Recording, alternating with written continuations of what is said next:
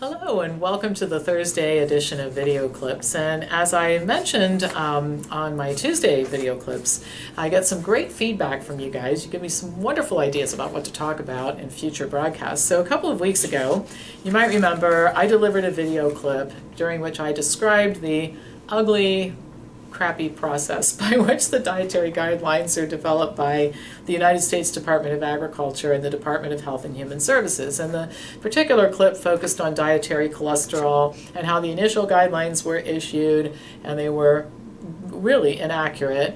And after a lawsuit was filed by PCRM and a tremendous amount of pressure brought to bear, the guidelines were changed, and now the warning about cholesterol and the dangers of dietary cholesterol is even stronger than it was before this all happened. So that's all good. In response to this video, one of you, our viewers, submitted an article which appeared to show that LDL cholesterol, considered the bad type, might actually be protective in elderly people rather than posing a health risk. So thank you so much for submitting this.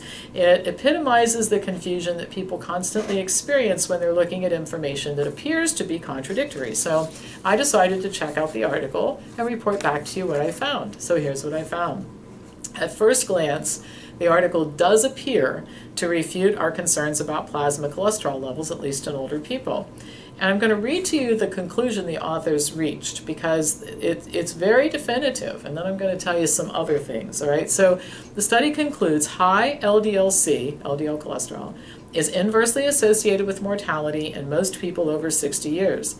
This finding is inconsistent with the cholesterol hypothesis that cholesterol, particularly LDL-C, is inherently atherogenic. Since elderly people with high LDL-C live as long or longer as those with low LDL-C, our analysis provides reason to question the validity of the cholesterol hypothesis.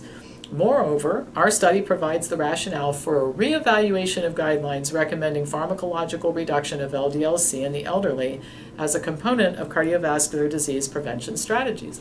Now, if you just read their conclusion, you got to be thinking at this point in time, and I understand why this person submitted this article, what if these people are all wrong about this cholesterol thing? It seems like they are. Well, a closer look at the study shows that the authors misrepresented their findings and that a combination of bias, poor study design, and exaggerated results may be the basis for the claim. In fact, the authors acknowledged some fairly serious shortcomings in their study and their findings. For example, the researchers only searched one electronic database, PubMed, and further limited the studies selected to only those published in English. They identified 282 potential articles and excluded 263 of them, with very little justification for the exclusions. Usually when you exclude or select, very specific information is provided, and I was curious that that wasn't the case here. So out of 282, 19 studies were selected, and they were the subject of the analysis. The authors further acknowledged that they did not account for the fact that some of the participants in the studies may have started taking statin drugs during the observation period. This would have potentially reduced their risk of death, confounding the findings. In fact, it is almost a certainty that many people did this. Doctors routinely prescribe statin drugs to anybody with even slightly elevated plasma cholesterol. So it's hard to imagine that these studies included tens of thousands of older people with high cholesterol who didn't see doctors during several years of follow-up. And then when told to take statins, if one of them slipped through the cracks and actually went to the doctor, that they didn't comply.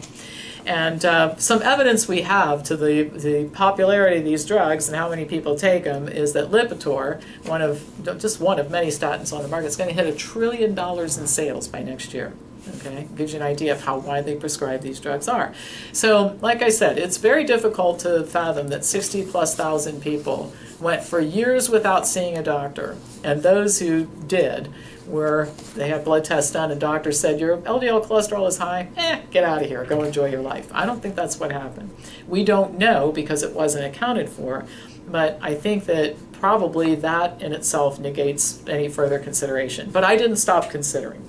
The authors attempted to minimize this confounding factor by stating, quote, any beneficial effects of statins on mortality would have been minimal because most statin trials have had little effect on CVD and all-cause mortality. Now, this is true when you consider the general population. But there are patients with risk factors, including higher plasma LDL, who do benefit from taking statins. And particularly in an elderly population, if they're very sick, that may have been the case. There's no way to know how many patients were medicated during the observation period, how many would have benefited from medication, but I do think these unanswered questions are important and may alone be the reasons to discount the analysis. But there's more. Another major issue acknowledged by the authors is that high HDL cholesterol levels are somewhat, or higher LDL, are somewhat offset or mitigated by higher HDL levels. They write, quote, "There may be a confounding influence in these studies, however, because total cholesterol includes high-density lipoprotein cholesterol, and multiple studies have shown that a high level of HDL-C is associated with a lower risk of CVD. Only 3 out of the 19 studies accounted for HDL levels." Now, this is by the author's own admission. And so if they're casting doubts, doesn't this sound a little bit different than the very definitive paragraph I read to you before I started down this path? But perhaps the most important reason to discount the analysis is that the authors exaggerate the findings by reporting the data in relative rather than absolute terms. The results hardly seem worth publishing when reported accurately. For 8 out of the 19 studies, there was no association found between plasma LDL and all-cause mortality. 6 studies show a very small reduction in all-cause mortality. Using relative reporting, the authors stated that higher LDL cholesterol was associated with between 11 and 59% reduction in risk for all-cause mortality. But when you reduce it down to absolute terms, the reduction was 0.57% to 1%. Not so exciting. In the 5 remaining studies, the author claimed a mirror J-curve association and inverse association. And for 2 of those studies, the authors claimed that no information was given concerning absolute LDL values for survivors versus non-survivors. For cardiovascular mortality, the report becomes even more vague and useless. For 11 out of 19 studies, no information about this outcome was included. 7 studies showed no association, and 1 study showed what was referred to as an almost U-formed association with LDL cholesterol and cardiovascular mortality.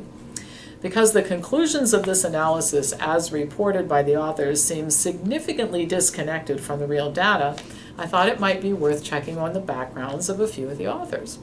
Well, David Diamond is a professor at the University of South Florida. In a news release, he states, quote, "We've known for decades that high total cholesterol becomes a much weaker risk for cardiovascular disease with advancing age. Diamond and his colleagues have published a number of papers on the effects of statin drugs, rightly pointing out that while they do lower plasma cholesterol levels, they don't lower the risk of events and death by much when given to the general population. But in an error of attribution, Diamond and his friends have jumped to the conclusion that lower plasma cholesterol is not protective. His bias is evident and his previous publications were not disclosed. I was able to pretty easily find them online myself." Another author, Dr. Malcolm Kendrick, is the author of 2 books, The Great Cholesterol Con and Doctoring Data. In addition to not disclosing these books, he seems to suffer from the same error of thinking as Dr. Diamond. He rightly states that statins are not effective when prescribed for the general population, but then infers that this means that plasma cholesterol does not matter.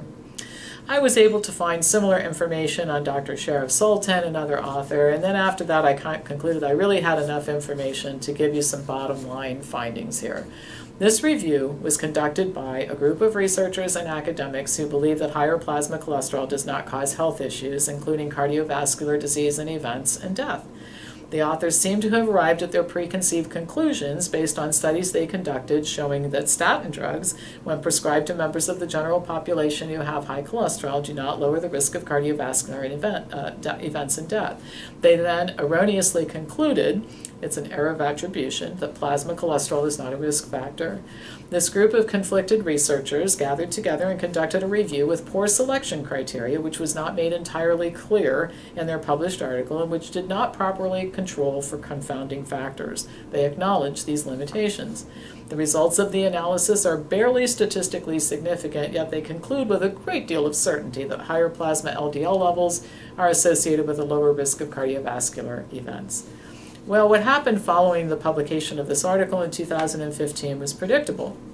people who don't check things out before making public statements began reporting that, quote, a large meta-analysis including almost 60,000 people showed that it's actually better to have high plasma cholesterol levels, LDL levels.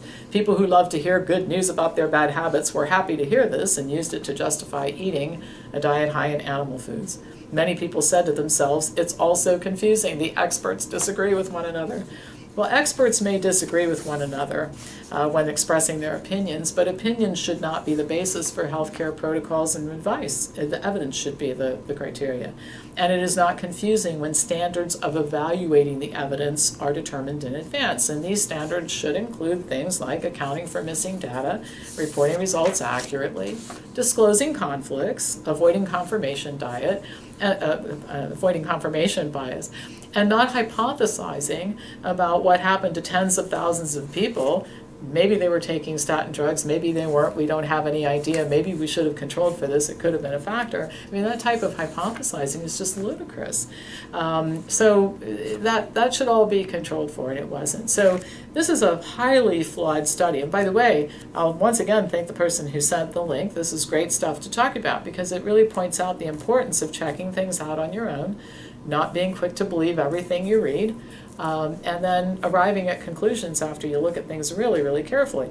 I understand why some of you don't do it. It took me 3 hours to put this together on Friday afternoon. And at one point in time I was thinking, oh my gosh, this is taking a long time, maybe I should just not even bother. But as I started to get more and more information, it became apparent that this would just be a great teaching opportunity for one of these broadcasts. All right. As usual, if you're not a subscriber, hit the subscribe button. Please do pass this on to anybody who you think would enjoy watching it, and I will be back to you next week with more news.